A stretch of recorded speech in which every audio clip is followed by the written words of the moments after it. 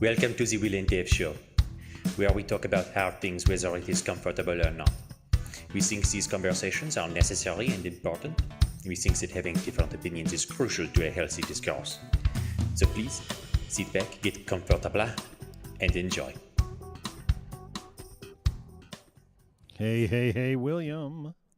Hey, I hate the Quebecois intro that I recorded, but I really enjoy like the 70s mustache ride of a song there. It's great. I'm gonna start to call you Babyface. Yeah, I guess we haven't done a podcast since I got We shorn. haven't. We have not. I look more like you every day, Dave. I think I technically do have more hair on my head than you do now. You do technically, actually. We have about the same amount on our heads. You got me beat for facial hair. Yeah. I tried rocking the mustache, as you saw, for a little while. It lasted about 3 days, and Yeah? I couldn't stand it anymore. I couldn't take it. That was a guy called me. I can't remember the name of the character. I haven't seen Super Troopers in a long time, but he kept referring to me as one I of the don't think I've characters ever from seen Super it. Troopers. And, yeah, Oh man. it's gone now. So since we were last on, I have run up and visited you and your mom, Mm-hmm. and I came home. Yep. You shaved your stash. I did. I have been on the hunt for infant Tylenol for your nieces and your niece and nephew. Who knew that the world would end and the one casualty would be infant Tylenol? I didn't know it would be infant Tylenol. Are they running out of it up here or something? It cannot be found in Canada. What a wild time to be And alive. so I was looking here, and I have to dig. I finally found a pair of them at Walgreens today, so I grabbed them. The lady said, "Oh, you should grab all 5." I'm like, "No, I'll leave some for the next kid." Except I'll be back tomorrow to grab 2 more.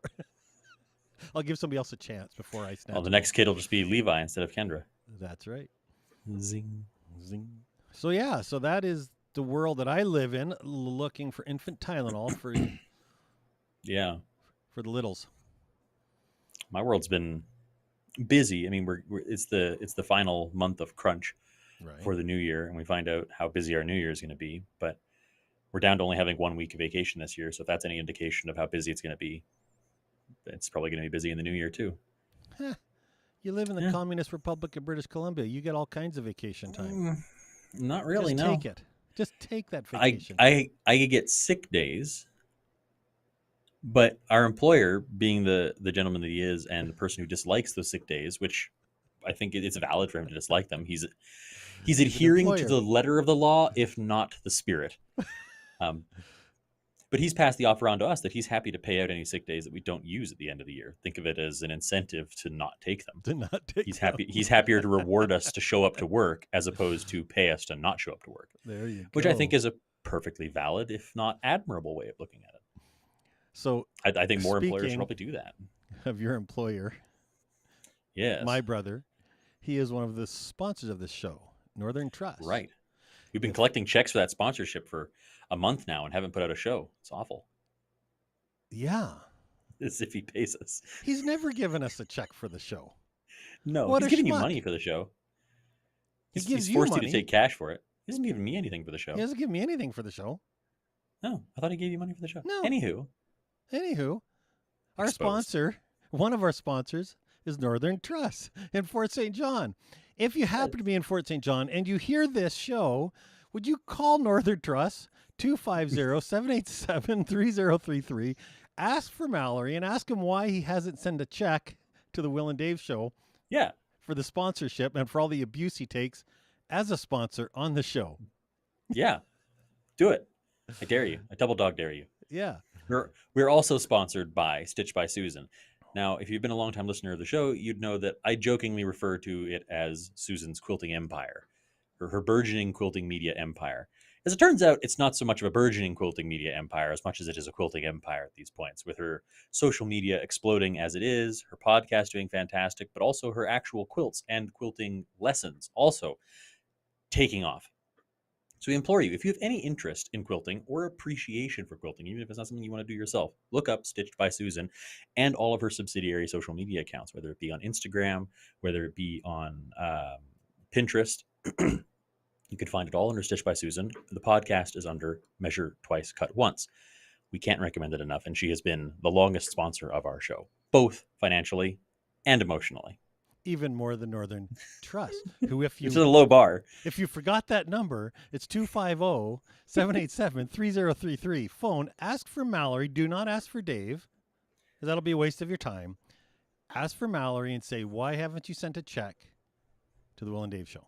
Better yet, ask for me. I get a free trip to the office. You don't want to go to the office. I mean, it's warm in there.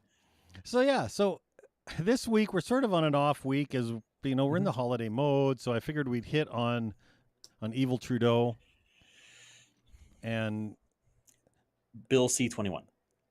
the gun grab. Yeah. We're going to touch on it. We're not going to go super duper in depth as we want to bring back a previous guest of the show, Wayne Gerber, to talk about that, as he's our resident firearms expert and firearm owner, as neither of us are firearm owners. So we figure it's best to get the input of somebody who's actually going to be or potentially be affected by that bill. Well, let's be honest, actually. The reason we're not going to go in depth is because you have a pizza coming at 8:45. We have to be off No, by 8:45. it's already arrived. Oh, it's already arrived. It's sitting in the... I just told you that as a precaution, just in Oh. case I had to dip for 2 minutes to grab it. No, it showed up on time. We're good. Gotcha. Oh, okay. So we're good to go. Yeah, we're good. Blame Pizza Hut for that. So your prime minister has introduced new legislation, Yes. and you've been Or an reading up on amendment to about previous legislation. right and amendments. So why don't you go Yeah. into a little bit of detail on it, Will, and share what you know So of it? the long and skinny of it is Bill C-21 was proposed earlier this year as a bill that would heavily restrict, if not outright ban, the import and sale of handguns. This bill has been touted as a way to limit gang violence in Canada, which has been on the rise. General violent crimes have been on the downturn, but gang related violence has been on an uptick in Canada. And so this bill has been touted as a way to try and curb that. But then I believe 9 days ago or so, they made a last minute amendment to the bill in the 11th hour, so to speak, also adding a 300, I can't remember if it was 350 or 250 page list of firearms, as well as a ton of other classifications of firearms that would also be banned under this bill.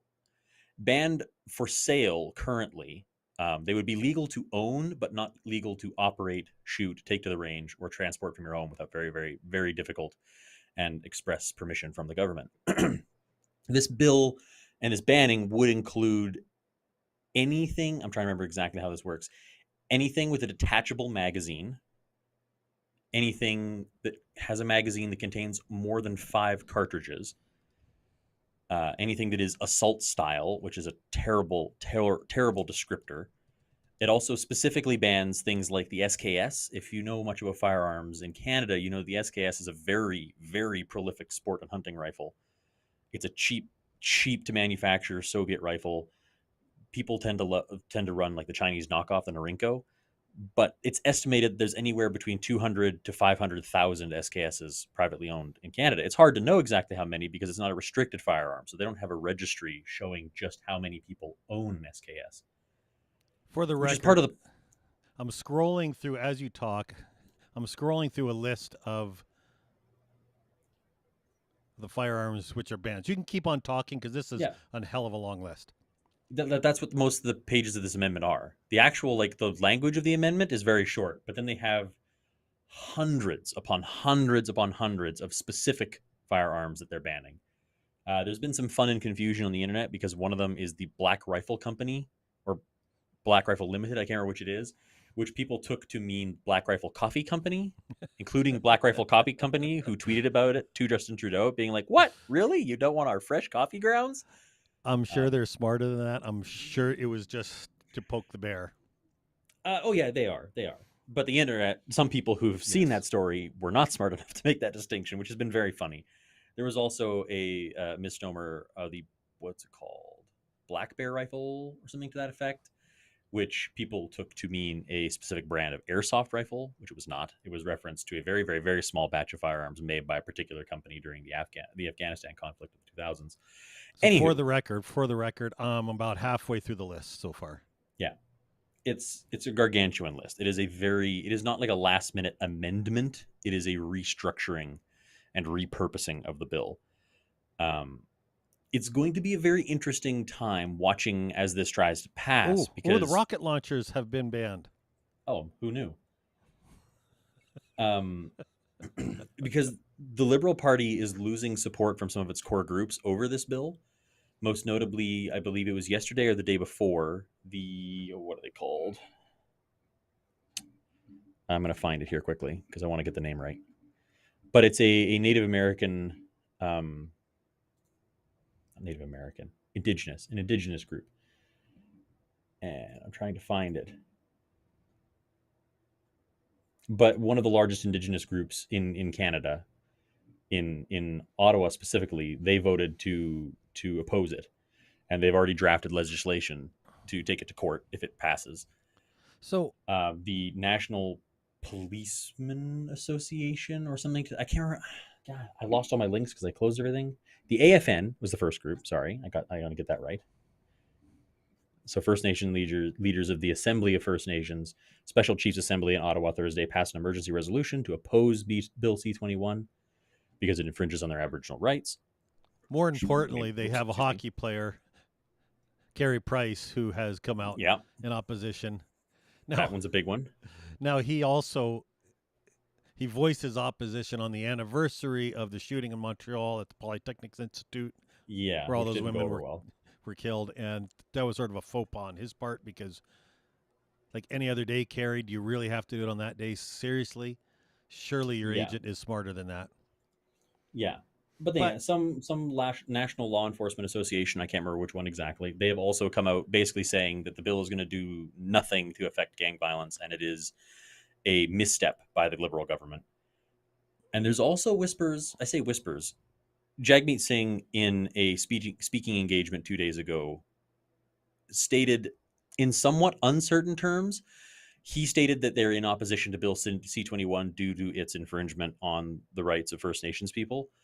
But he hasn't released any official statement coming out against it. He just said it in a speech that he was making that somebody has a video of. So I've seen a video of it. So tentatively, the NDP may be also removing their support for the bill, which would mean the Liberals are going at it on their own effectively which they with will a minority lose, which government. means that they won't introduce it, as they will lose and it'll Yeah. force an election.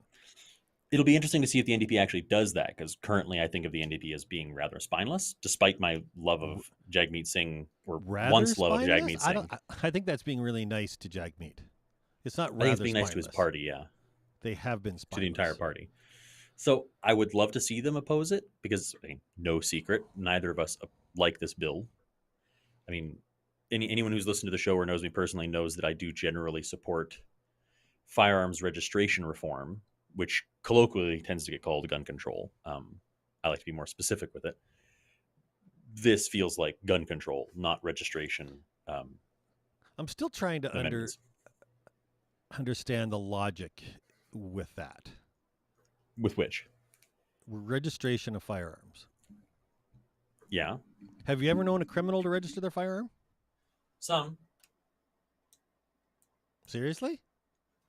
yeah, Who? many mass shooters have used legally owned firearms, legally owned and obtained firearms. Well, Mostly American, not well, usually that did a lot of Canadian, but good mostly then. American.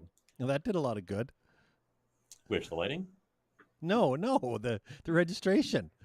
If they're Oh, legal and they still went and did it, then well, oh darn, that did a lot of good yeah. to stop the crime.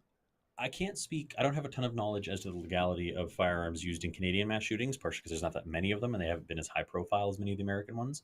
Right. Most of the American ones have been perpetrated by legal firearm owners, many of which have bought their firearms at young ages via gun show loopholes and other things like that. So when I talk about firearms registration reform, I mean things like closing stuff like the gun show loophole, stuff like that is exploitable and very knowingly. Like it's not like an uncommonly known thing. It's pretty common knowledge if you're a firearms purchaser in the States. I still don't understand how we feel that if you're a criminal, you need to go register your guns because you're supposed to now.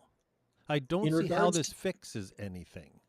in regards to dealing with gang violence, especially when you're talking about changing registration around long guns, it's Yeah. not going to change much because long guns aren't commonly used in gang violence. It is the Right. least commonly used. You have Even handguns and handguns. shotguns.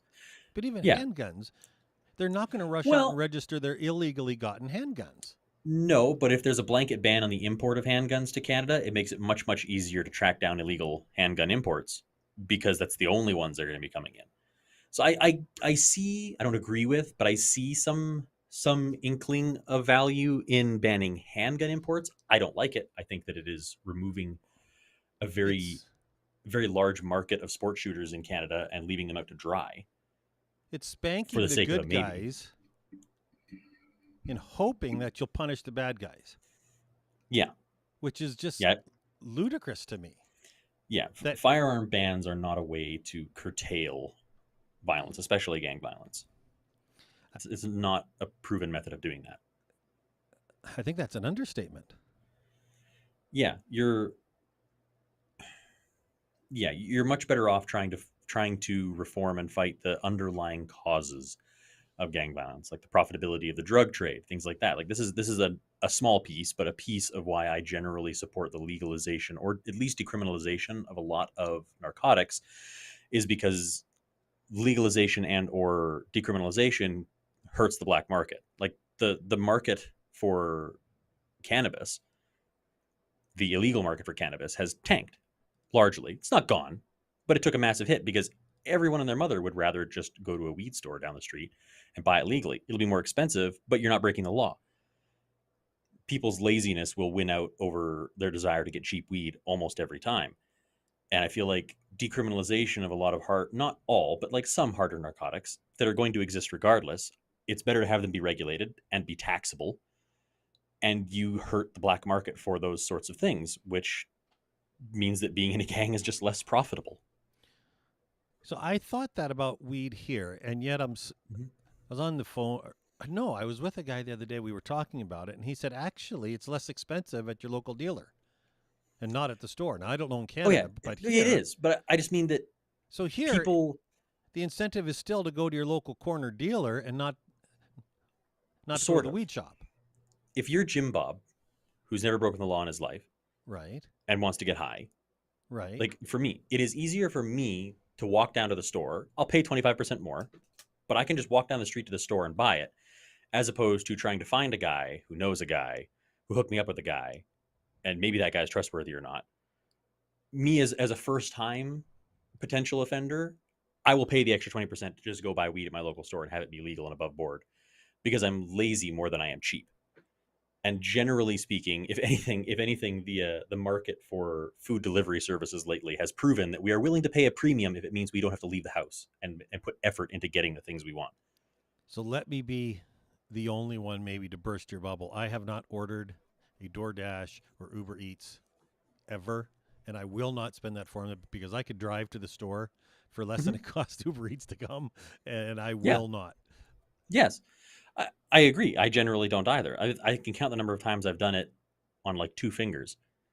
And yet I agree with you because I know a guy who orders every other day. He'll order lunch over Uber Eats, and I think, my God, that McDonald's, which was $8, is now $15. Exactly. Or $14. People's laziness trumps their cheapness way too easily, which probably has something to do with the financial crisis we find ourselves in some part. But anyways, I think it is a topic for another show because I think that we are in a world of hurt if that is where we're going to go because it's painful. It's all very you ready for a super progressive word that I hate the connotation that it carries, but I like what it signifies. Sure, let's do that. Intersectional. I like the word intersectional. I hate that it's kind of become. Yeah, exactly. It's a very good concept, a very smart and very pervasive concept, but it's kind of been bastardized in its actual usage. But things like people's ability to spend money on food just because it means they don't have to leave is also part of it's also in tandem connected to the fact that we're expected to work longer hours at many of our jobs these days than we did in the past. It's much more common to work 10 and 12-hour days now than it used to be. And not necessarily working harder, just working longer, especially when you're in bigger cities. In big cities? I don't know that I would agree with you. Oh yeah. Not at one job necessarily, but like the number of people that have to work two jobs to afford an apartment in a city these days is factors above what it used to be 30 years ago. I would agree with that. But yeah, and so people don't have the time to cook, and so they end up spending the money on things like Uber Eats easier, or they find it easier to justify. I think they find it easier to justify, yes. I don't think they find it easier to afford because it doesn't quite work that way. But agreed. I'm not saying it's smart. I'm just saying I think that's all part of a very intersectional issue with time versus money and effort versus money. You and I are going to go round and round on that word one of these days. We're going to call the show The Intersection of Will and Dave. But yeah, all that to tie back to handguns, that Bill C-21, the handgun ban's effectiveness against gang violence is questionable. I'll say that. Like, I think there's positive potential to it, but at the same time, at what cost? Hard a word as you can get against the Liberal government is questionable against the at best. Handgun ban. Questionable. No. Questionable at best? Yeah. Yeah, at best it's questionable. Won't you say at worst it's just at out worst and out it's wrong? a Won't gross. you just say it's out and out wrong? Again, the handgun ban, I won't say that because I'm not sure of its ramifications or the logic behind it. But when you come to the amendments that have been made to C-21, including these hundreds upon hundreds of specifically banned firearms and all these banned long guns, That I can say is out and out stupid. Not just wrong, it's stupid. And I'd even go further as to say that it's sneaky and underhanded of the government to try and squeak it in at the 11th hour. You don't squeak in hundreds of pages of bill at the last minute without planning that Oh, they've months been in planning advance. this for a long time. Yeah, they were planning it when they announced the initial handgun bill, if not Yes. before. Yes. So This is all a part of a big. It's a conspiracy, Will. Hey, we could put our tinfoil hats not on. a conspiracy, but it's definitely plan. an underhanded political maneuver, without a doubt. I would agree. And I hate that. And on the left, I feel like people are going to be torn a lot because some people, like as you've seen me say, that I think that there's some merit, potential merit, to the handgun portion of the bill. I feel like a lot of very progressive people are going to be on board with that part of the handguns bill, and then when this gets tacked on, they're going to think that's a valid price to pay for, reducing gun violence. That's that train of thought, and I don't like that. I don't like that train of thought is being preyed upon. I don't agree with that train of thought to begin with, but I don't like the fact that it's going to be preyed upon. I think they're banking on the apathy of progressives. I think the problem with this and many other bans, I mean, I just look at government involvement in our life and it drives me crazy, but it will not achieve the end it wants to. It will not limit the access of illegal guns in criminals' hands. It will limit the legal ownership of those guns. Yeah. Which is so ludicrous on its face value that Mhm. anybody supports that. Is who will pay the price of this are legal gun owners who never do anything wrong with their guns. Yeah. Let's take it a step further. Who's going to pay for the law enforcement that has to track down all of these gun owners that are All now those going legal- to be unlawful, that are now going to be unlawful gun owners if this bill passes? All those legal gun owners. It's not the criminals going to pay that tax. Yeah. It's our tax dollars that are going to have to pay for that. So it's not only, I think, grossly unjust, I think it's also fiscally irresponsible. So while There's so many problems with it. yeah, Not to mention what it's doing to indigenous people who have a much higher reliance on their ability to hunt for sustenance than you or I do. And it's going to affect them. Many of the firearms that they own will no longer be legal. I mean, part of the reason that guns like the SK, or firearms like the SKS, are so pervasive and prevalent is because how cheap they are. They are Yes. dirt cheap. It is a cheap way to get a firearm that will work to hunt most wild game. yes, Like you can buy a Chinese knockoff of an SKS for like what, $300, $200-300. They're incredibly affordable. yes. And so for someone who wants to support their family by buying that and so that he can hunt, I mean, one deer's worth of hamburger is going to pay for that rifle. Quite literally at the price of hamburger right now. Yeah. No, don't even get me going. I just get so frustrated with this stuff. It drives me crazy. I'm right there with you. Let's move on because we don't want to beat this one to death because it's We'll get more into detail in the future. We want to revisit this because yes. I think it's something we can agree on after the string of episodes that we've very vehemently disagreed on. Oh my gosh. I think having something that we can find some common ground on will be really nice. Yes. A palate cleanser. Holidays are coming up. Mm-hmm. And I wanted to get your feeling. As your mom and I are going to be up there for the holidays, I'm driving up, and we don't have a lot of room in the car. Right. So what we decided to do this year, as you know, is we are getting all you kids gift cards. Yeah. Which we have never done in the past. It has never been a thing where your gift is a gift card. Yep. Where do you land on gift cards for Christmas? I think, like most Christmas presents, it's highly subjective on the receiver. No, I'm asking you, as you're the receiver. Like, how do I feel about gift cards? I think gift cards are great. Okay. So for me personally, I have a chip on my shoulder about people who ask me what I want for Christmas or any gift-giving occasion. Because inevitably people ask you, hey, what do you want for Christmas, your birthday, etc. And I tell them what I want, and they don't never get it. They get something else, something completely unrelated. It's like, if you want my input, use my input. If you're going to buy something without my input, why bother asking? Your brother Alex held a grudge against me for 20 years of his life. Yeah.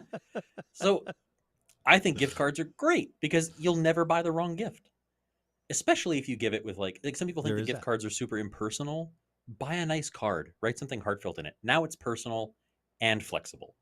There That's you my go. point of view. Other people will not appreciate gift cards, but I think they're a fantastic and practical gift.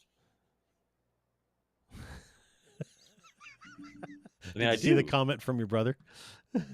No, I don't see it. Yes, exactly. Thank you. That is how I feel about those sorts of things. He The tuned number in of at just times, the right time. okay, so I'll let you on a little secret. Almost every time anyone asks me, because now I've just got a list of things. I've just got like the same standard list that I give. Because I ask for things that I don't need. If I need something, I go get it usually. So if I want something as a gift, I ask for something I don't need. So I always say knives, hats, and gloves. Oh, I Because figured you'd say knives, hats, and guns. no, guns are a little too expensive and problematic. But no, knives, hats, and like gloves, scarves, anything like that. I mean, like fashion accessories, anything like that.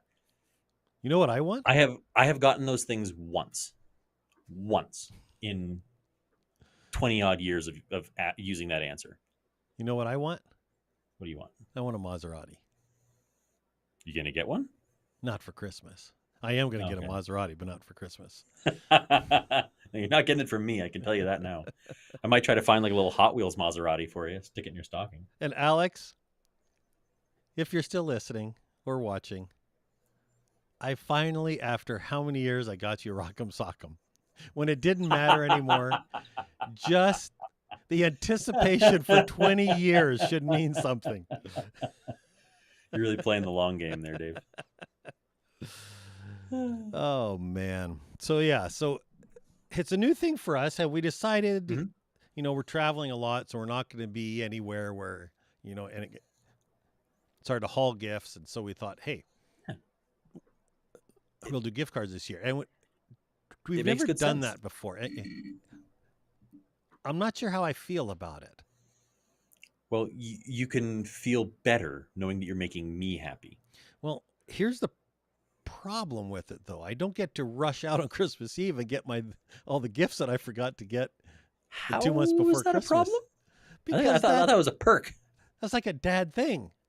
Oh, I Oh, geez, guess. I hate that feeling. I forgot presents. I better rush out on Christmas Eve. I hate that feeling. I'm I'm rushing to sorry. make presents for Christmas as That's opposed to rushing to that's buy next them. year for me. That's next year. Yeah. But William, it's been half an hour. It has. Has it only been half an hour? Yeah, It has only been half an hour. Okay. half an hour. I'm going to go up and relax. Mhm. I'm very grumpy. Yeah. I just want to let you know now, I'm very grumpy. That you're not here? You're up there with your mom and she's not here with me. So I don't care which way. Either I go up there, she comes down here. I really don't care. But I want to say for the record, I miss your mother. So this actually ties into something. I want Okay. to take that statement. If Okay. or do you have anything else you want to add before I guess I got No, dig in. Okay. So a friend sent me a podcast recently. I think it's called the Live Free podcast. It's a Christian based podcast, and it was about manliness and masculinity in the modern day. So I went into listening to that because she sent it. I would listen to it. I went in kind of mentally rolling my eyes before I even got started, and it was a really really good podcast actually, talking about kind of that intersectionality that men should have between being capable masculine beings, but also being tender, loving people, and being emotional, being in touch and in connection with our own emotions rather than relying on other people to regulate them for us. And I thought that was really really good, and it had me thinking about that. And you right there just reminded me of one of my favorite things that you as a parent taught me as a man, Which was that is it is okay to be outwardly and visibly that's what I'm looking for, emotional about your spouse. Like the first thing that happens every time mom comes up here to visit or you aren't near mom is you talk about how much you miss mom. That is one of the first things that you start complaining about, is that you miss mom. It's not that no yeah. one's there to cook for you. It's not that anything like that. It's that you just miss your partner, Yeah. and you're very open and vulnerable about that. And I appreciate that. That sets a really good standard for me as a guy for how to view a romantic relationship and how to to be comfortable expressing that, to express my need for somebody else in my life. I think that is a good precedent to set, and I appreciate that. That's what I appreciate about you, Dave. I'm glad. I'm glad I could. If you remember, a couple months ago, I did a short, which I get so frustrated at guys who, as soon as they're around a bunch of guys, all they do is bash their wife. Yeah. Or say, I hate how much sex they wish they were having, or, whatever, you name it. Yeah. And for me, it's so disingenuous. And disrespectful, I think. Well, that too, obviously that, but it just, you don't mean it. And if you do, you need to fix it. Yeah.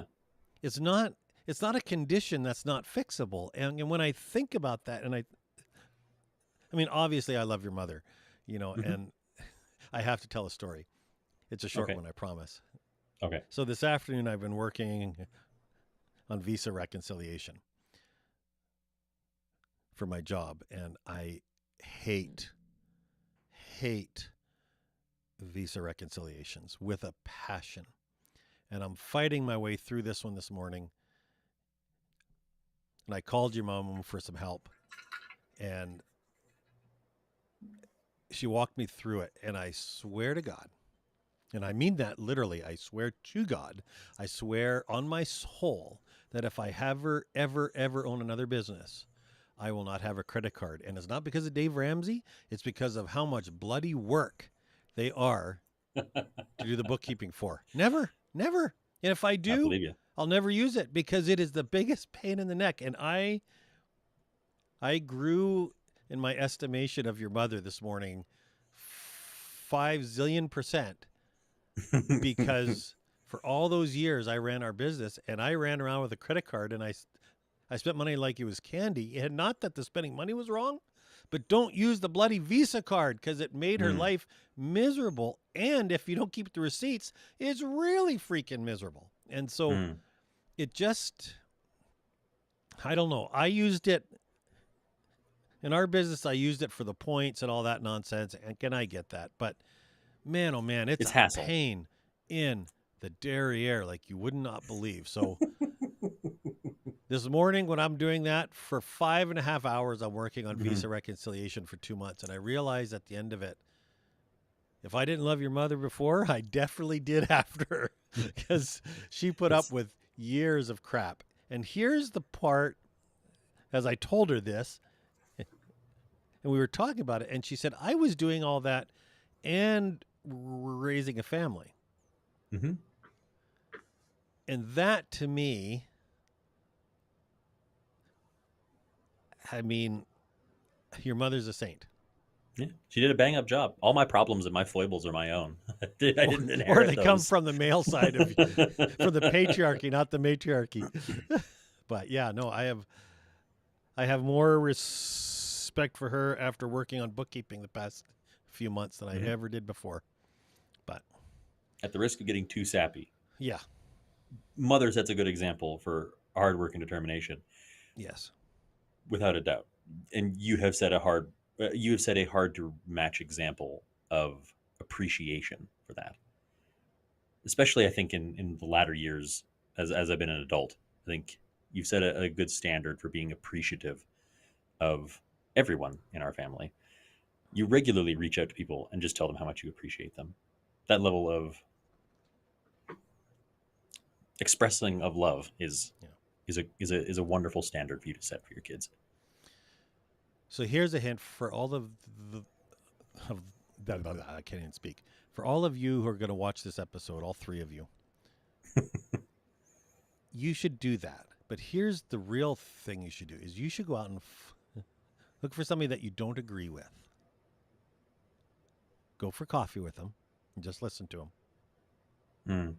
And at the end of it, look for anything you can agree on. The weather, the kind of coffee you like. Look for an area that you can agree. Because obviously there are things that you don't agree on.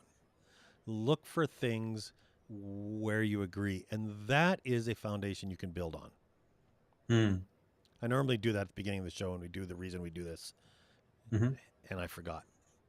It's So It's on the funny end you of the mention show. that because I was thinking about that while reading about how the ASF, whatever the First Nations group that's coming out against Bill C-21, this is a weird point of commonality where, generally speaking, First Nations groups and conservatives don't tend to get along very Right. well. This is a point of commonality. This is a point of common ground that they can find. And in a Yes, it previous is. episode, I talked about how I wish that um, conservative couples and same-sex couples could come together in their support for adoption. Like there's places even on the political spectrum where you can find common ground with people who are generally diametrically opposed to you. They exist, they Yes, it happen, is. they crop up, and it's worth looking for them. I think those are the things to look for. There's an old, I know it's used a lot, but a Mr. Rogers quote: "Whenever there's a disaster or a catastrophe, look for the helpers." That's a good. And I I like think that. it translates into this: is during these moments of political strife and conflict, if you look hard enough, you will find points of togetherness.